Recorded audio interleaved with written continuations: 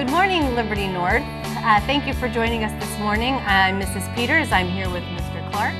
And we are here this morning to answer some questions that you may have about Eagle Hour next year.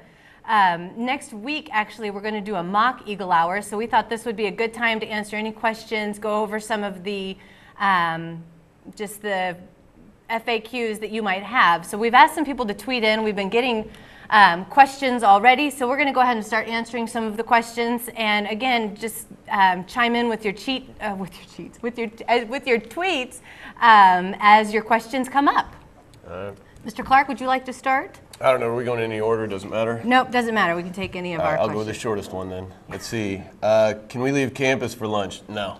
I mean, I could go into greater detail, but that's it. You don't need to. I mean, can you move around campus? Yeah, there's lots of areas for you to go, and there's just no need to leave campus, so no.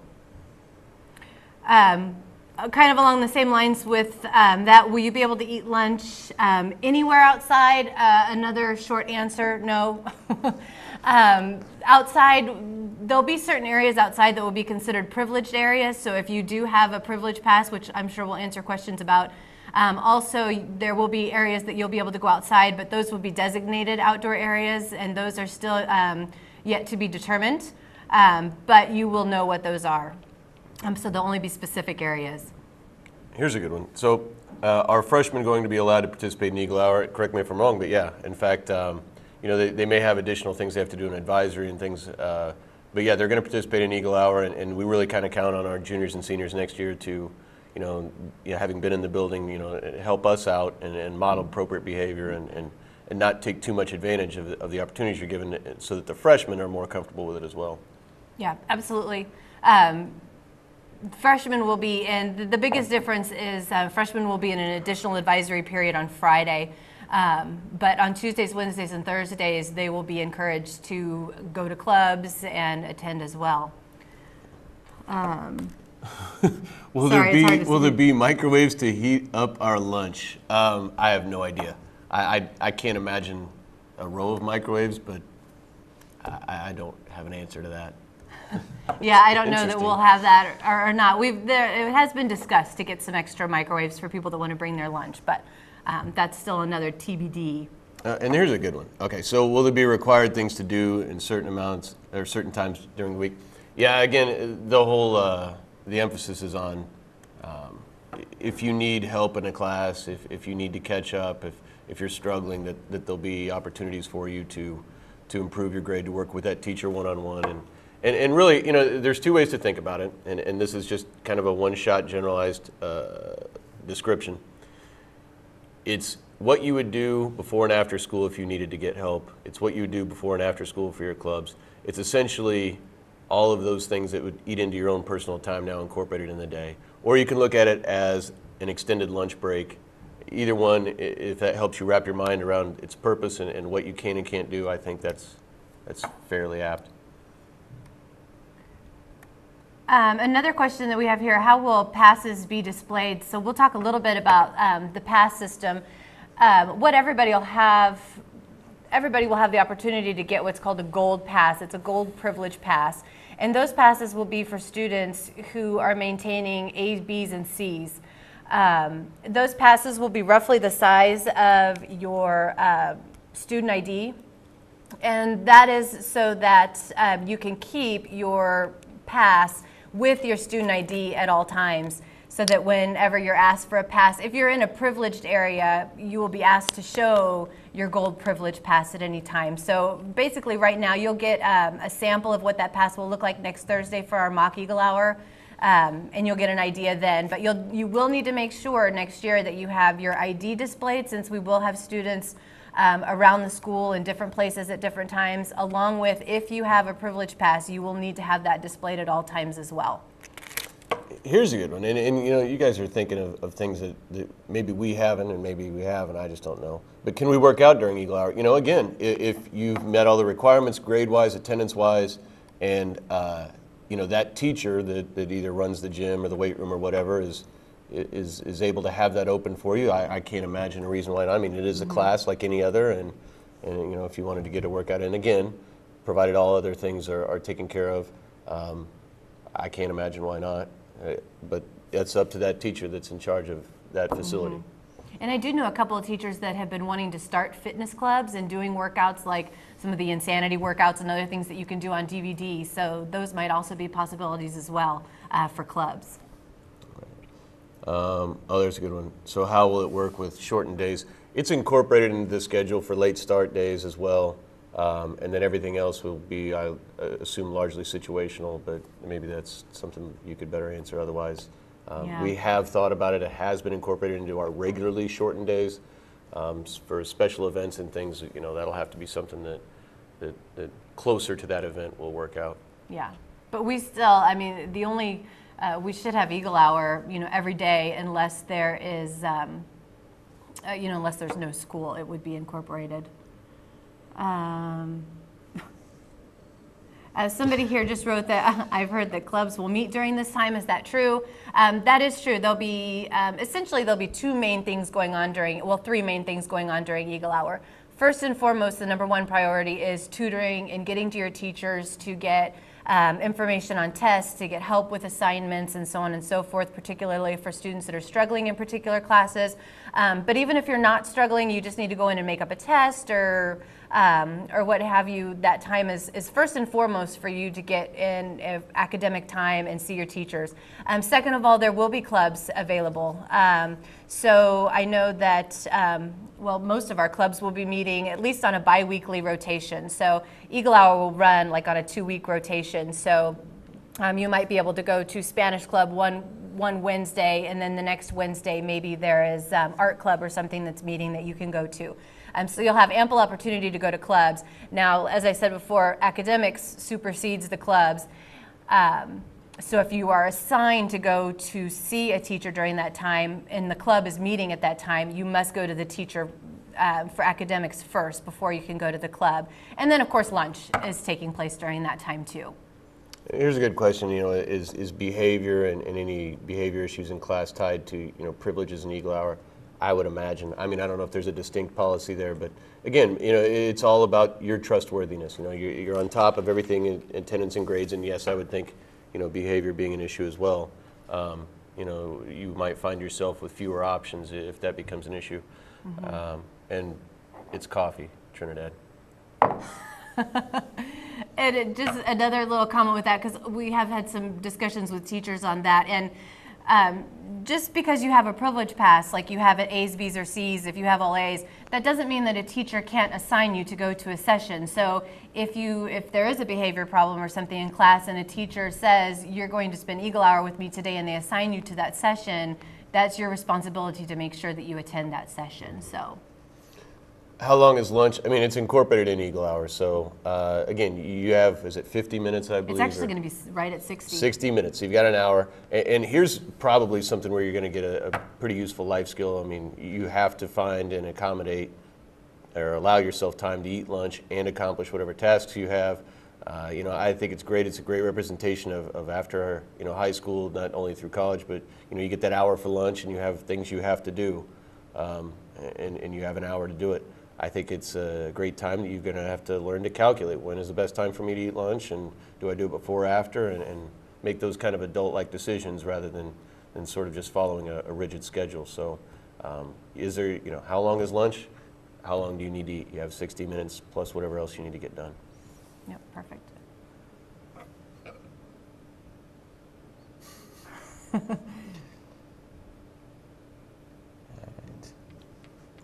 Oh, we gotta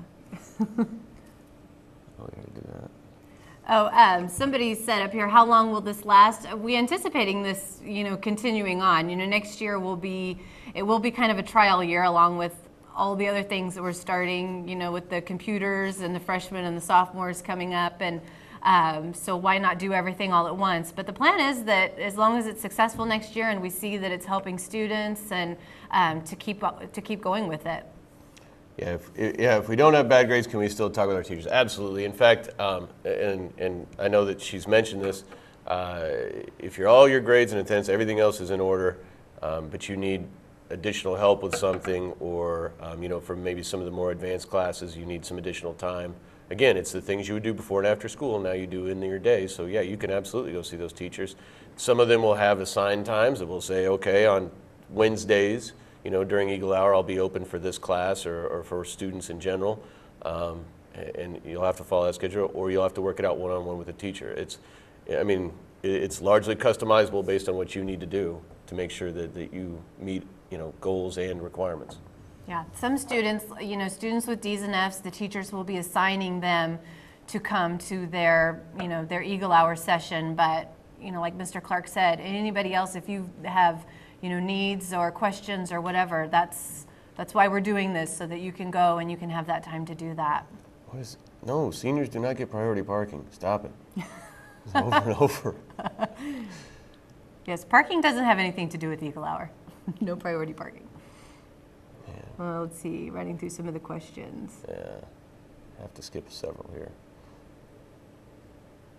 Well, and here, here's what comes up, and it needs to be addressed. It says, okay, well, so are we just going to be wasting time then? Well, think of it this way.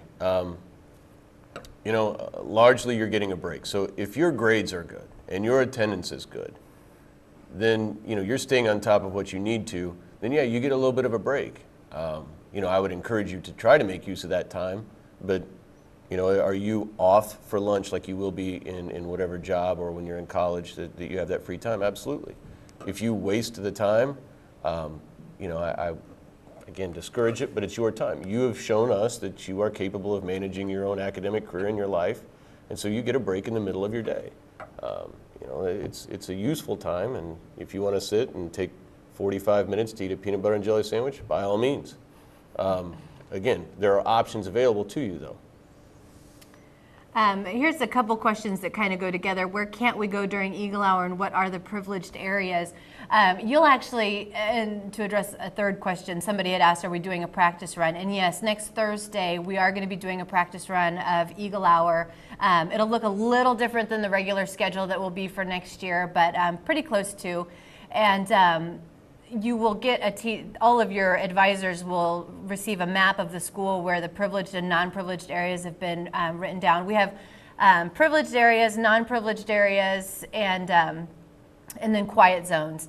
The privileged area let's start with the cafeteria area. The cafeteria area is going to be where everybody is going to be welcome to go to eat lunch. So even if you don't have a gold privilege pass, that's where if you're not in a tutor session or a club with a teacher, you're going to be in the cafeteria eating because you don't have your privilege pass. If you do have a gold privilege pass that you have along with your ID, the privileged areas are basically going to be most of Eagle Avenue, or all of Eagle Avenue, and then the Eagle's Nest upstairs. So those will be privileged. The LMC will be a privileged area. Along with, you can go in there and read and study. The cafe will be open for you to go in and stay at the cafe. And then the quiet areas will be the areas where the classrooms are. So the 800-900 hallways, the 100-300 hallways, 5 and 6, all those hallways with classrooms will be quiet areas because there's either club or tutoring going on in those areas. So there should be no students in those areas in the hallways during Eagle Hour unless they are making their way from Eagle Avenue to a club. And there will be teacher and administrator supervisors throughout the building just to make sure that those areas stay quiet. Let's see. Any other good questions? No, I mean, the relative theme here is what am I going to do? And again, the most important thing to do is take advantage of it. Your club, your coaches, if you're playing sports, or your classes, sometimes have additional requirements. It's a great time to fulfill it, freeing up your mornings and evenings far more than than you would otherwise. And so, I can only speak for us as well, for me as a teacher and then as a football coach. That's a great opportunity for us, maybe once a week or maybe once every other week, for us to meet and do things that would otherwise force you to stay later after school or come in earlier. It's a great time saver for you, again, and I'm going to keep saying this, provided you are on top of everything else in terms of grades and attendance and behavior. Why not? It's an excellent opportunity. I've seen some other questions about, here, that was a good question, about will this replace SSR? Yes, this will replace SSR. We won't have SSR next year. Next year we'll have advisory on Mondays, which will be, there won't be an Eagle Hour per se on Mondays. You'll be in advisory that day, scheduling out your Eagle Hour and talking about your grades and getting your privilege passes or not. But during what we decided, and we talked to Mrs. King about this, is that this will give people an opportunity to go do things that they enjoy or to get help with reading if they need help. So, so this will be in lieu of SSR. Some other questions that people have had are about lunch and, just being curious about, with so many kids in the building, how will everybody be able to eat lunch? And Mr. Clark has addressed this several times, and just that after the first few days, there might be some big lines down there. People are trying to figure things out. But once we get figured out, once you all get it figured out as to, when is the best time for you to go in and get lunch, like maybe you're going to wait, you don't go straight down to the lunch line, you go to the library or go do something, and then 15 minutes later you go grab your lunch. So I think from the other schools that we've gone to visit that have done this, that's kind of worked itself out. Also, there will be a couple of other places in the building to get lunch. I know that we've discussed maybe having some things sold out of the cafe and the LMC. We've discussed having pizza and some other things sold out of the concession stand. So there'll be more places to go and purchase food as well next year that will lighten the load. But I think we'll find that after a few days, we'll all kind of start to figure out where to go first, and that will tend to work itself out. Can you eat in the teachers' classrooms, or can you eat in the classrooms? Again, that's up to your individual teacher, I would say, and again, for me, absolutely. The idea of a working lunch is one that you're going to have to get comfortable with, after high school for a lot of people. So certainly, provided it doesn't become a problem, I would think that will be common, though maybe not universal. It's up to your teachers whether or not they're going to allow you to eat in there. But it's a good time saver, and is absolutely feasible. One question here, can we hang out in the hallways? And we kind of addressed that when we talked about the privileged areas. No. The hallways where the classrooms are, you will either be in a classroom or you will be transporting yourself from a classroom down to Eagle Avenue or to the cafeteria. The only hangout hallway areas would be Eagle Avenue and the Eagle's Nest. And there was another question that I think should be addressed about traveling students. LHS will be on a similar but a little bit of a different schedule next year. They are doing Liberty Time next year, but essentially our schedules will be so close that it really won't be, we really won't see the difference. I think our Eagle Hours and Liberty Time are about 5 minutes apart. So.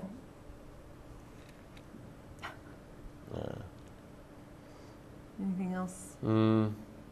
We're getting a lot of the same questions, and those are good. Yeah. And so, yeah, if you're just tuning in, again, I think the best way to conceptualize it, you have an extended lunch period to take care of personal business. So, yes, you stay on campus. Yes, you eat on campus.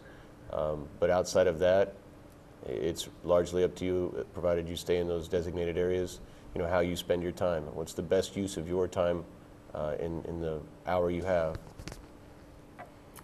We're going to kind of wrap up here. We've only got a couple minutes left. So just in closing, first of all, thank you for all your questions. There were some really great questions that came through here. And you can, send more questions, and I'll kind of answer them through Twitter as I have time. But next week, next Thursday, we will do a mock Eagle Hour. So your advisory teachers will be getting information early next week on all the information to share with you. That they'll get the privilege passes, they'll get the maps of the school with the privileged and non-privileged areas. There is a schedule for tutor sessions, when teachers are tutoring and when teachers have lunch. So all that will be coming, so you can anticipate that next Thursday. That schedule will come out, and teachers will give you information on that next Wednesday during advisory. So with that, I think we'd like to close. I'd like to thank Mr. Clark for joining me this morning and helping me answer questions. I'm good. I think we're good. All right. Thank you, everyone. Have a great day.